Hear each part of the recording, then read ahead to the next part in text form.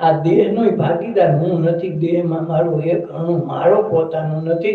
આ તો માતા પિતાની કૃપાથી આવ્યું. બાકી સાધન ભગવાનને ભજવાનું આત્મ સ્વરૂપની ઝાંખી માટે આપ્યું છે. એ ભગવાન તારો ધન્યવાદ દઉં એટલો ઓછો. ભગવાન મારું કાંઈ નથી. આ છે તને જે કાંઈ છે મને આવડ્યું એ તને પુષ્પ તરીકે અર્પણ કરો છો.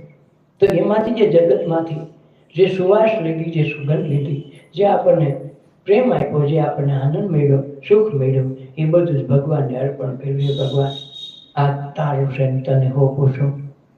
હવે આજથી નવી પૂરી નવોદા અટાણું જે ધંધા નોકરીમાં જ્યાં જાવ છો ત્યાં તારું છે જાવ છું, તારા થકી જાવ છું, તારા દ્વારા જાવ છું. આમાં મારું કઈ નથી. તો હવારમાં જે આજ સુધીનું ઠલવી નાખો, રોજ હવાર થાય સાંજ સુધીનું બધું માલ સામાન ઠલવી નાખો, જવાબદારી એની થઈ ગઈ. તો આ પુષ્પ પધરાવાનું છે.